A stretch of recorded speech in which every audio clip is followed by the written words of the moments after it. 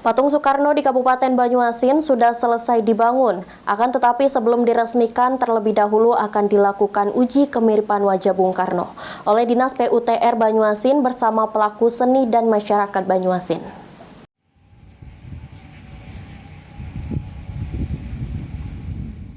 Patung Soekarno di Kabupaten Banyuasin yang dibangun di Komplek Bung Karno Sport Center sudah selesai dibangun. Dari pantauan tim PAL TV di lapangan, terlihat pengerjaan patung Sang Proklamator dalam tahap pengecatan.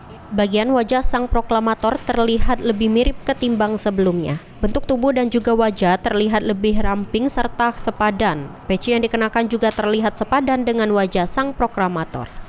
PLT Kadis PUTR Banyuasin Apriansyah ketika ditemui terkait pembangunan patung Bung Karno mengatakan sudah dilaksanakan dan saat ini sudah selesai 100%. Akan tetapi sebelum diresmikan terlebih dahulu akan dilakukan uji kemiripan wajah Bung Karno oleh Dinas PUTR Banyuasin bersama pelaku seni dan masyarakat Banyuasin. Apabila semuanya sudah sepakat menyatakan kemiripan dengan wajah Sang Proklamator, maka baru akan diresmikan. Untuk patungnya sendiri sebenarnya sudah 100%.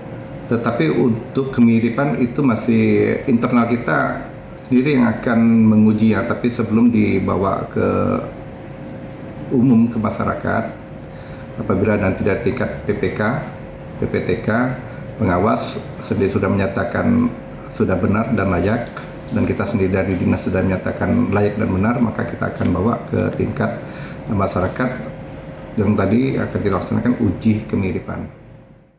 PLT Kadis PUTR Banyuasin juga mengatakan setelah viral dianggap patung Bung Karno tak mirip, pihak kontraktor sudah dilakukan peneguran dan diberikan kesempatan pertama untuk melakukan pembuatan patung baru. Selain itu, penundaan pembayaran juga dilakukan sampai kontraktor menyanggupi untuk membuat semirip mungkin. Suryadi, PAL TV.